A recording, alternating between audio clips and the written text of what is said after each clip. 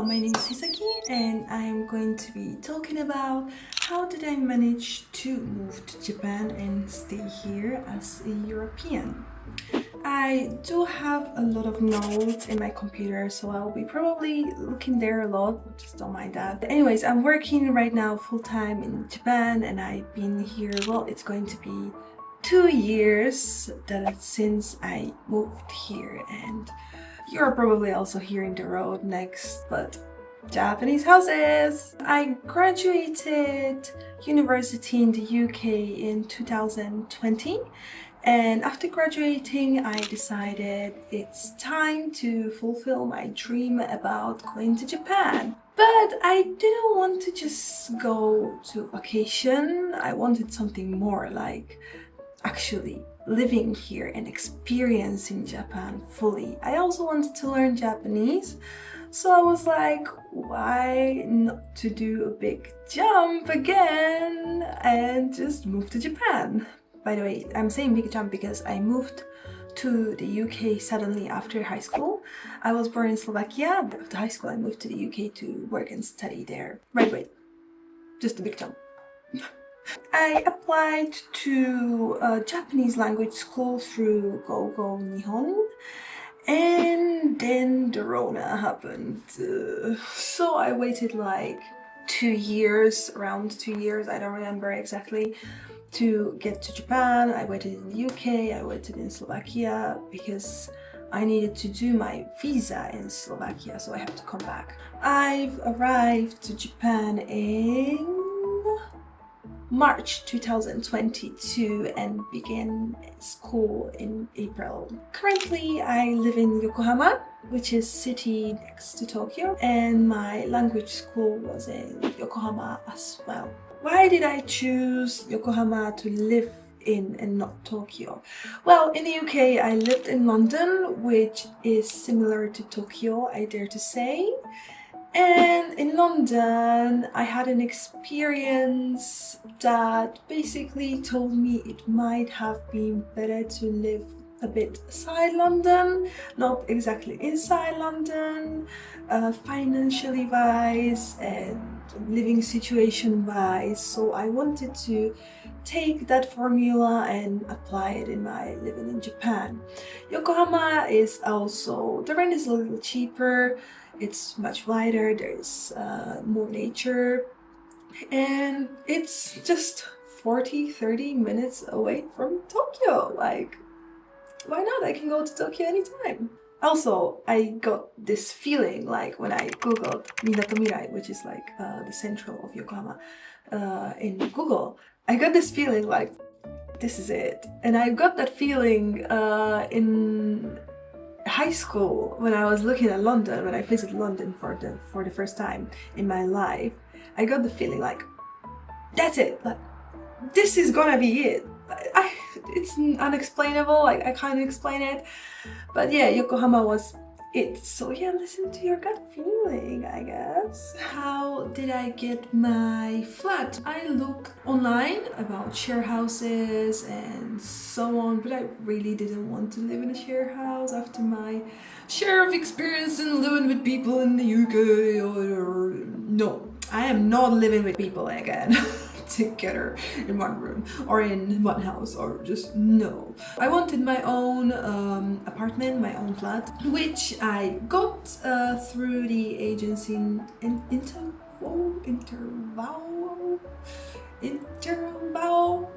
I will link it somewhere, write it somewhere. It was a tiny Japanese studio flat, which you can see actually in my video. And I messaged them online, everything was through email. I reserved my flat online. I didn't have to pay first. I paid when I got to Japan and on the day of moving in. I stayed in that flat for about a year and a half or almost 2 years basically. I just moved into another house, into this house like a month ago.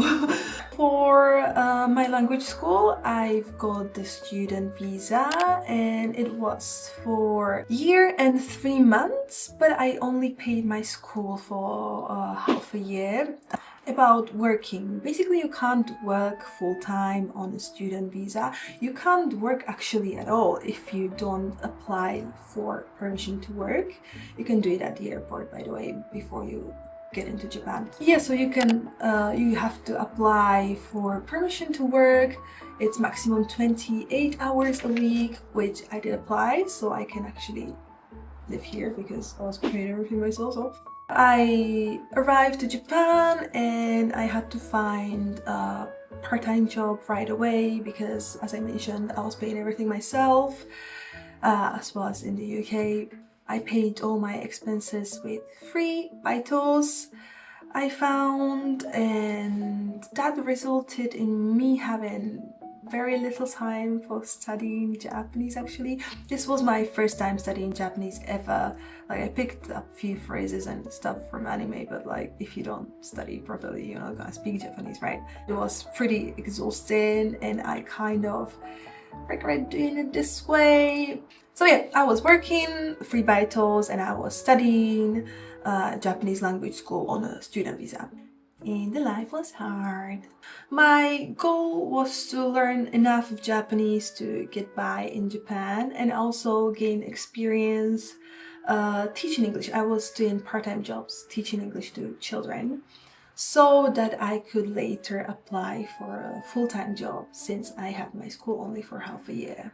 After my half a year in school finished, the situation with visa was that I am allowed to stay here 3 months, but I cannot work at all. So even if the visa was written for a year, I basically can't take that year as a stay in Japan. It was a student visa, so to keep the student visa, I had to be in a language school and studying. The situation was I can't stay for another half a year because I quit my school and I have 3 months to either find a full-time job to sponsor my new working visa or continue school to keep my student visa or go home. Yeah, just bye. Which I actually couldn't do neither of those because if I don't work, I can't live here. I can't live here, right? I don't have the money to live here. So basically, just before my school ended, I had to find my full-time job right away to continue being in Japan. Luckily, I found a new baito that was in Tokyo, which promised a promotion to full-time job after probation. So luckily, I got the full-time job in this school that I worked before part-time and was able to have a work visa. How I got the working visa was a little... Well, let's say I'm gonna make another video about teaching English in Japan because the schools can be, yeah, let's say be careful which school you are gonna be employed at. Anyway, so yeah, from part-time job I made it my full-time job and I got my work visa to stay in Japan. I stayed in this job for almost a year, but it was very far away. It was in East Tokyo. As I mentioned, I live in Yokohama. I was taking 3 trains to get there and it was 1.5 hours of train ride. Yeah, I was a bit crazy for that, but I really like this job. I really like the school, even though there were red flags that I couldn't see. Yeah, let's talk about it later. And after I lived all through these red flags, even though I really like the school, I decided to change my job to get into another job closer to where I live, which is Yokohama. Right now I'm employed full-time with a working visa in my current job in Yokohama, but it's very hard to learn Japanese meanwhile working full-time. So yeah, I'm still not that good at Japanese. Like my hearing level is about N3, my talking level is about N4, honestly. I'm a bit ashamed to admit it, but if you work in Japan full time, it's kind of like the rumors say, like your work will become your life basically. Next video is going to be about my experience as an English teacher in Japan. For people who would like to move to Japan as well, I'm a European. My options were to find work right away, but I did not have any teaching English experience back in the UK because everyone's speaking English. I could not get into the full-time job situation right away, and I can't speak Japanese, so I could not get a job that is an office job or something like that.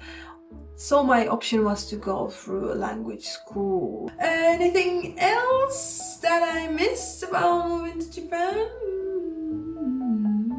What should I talk about? The weather? The weather. 4 seasons.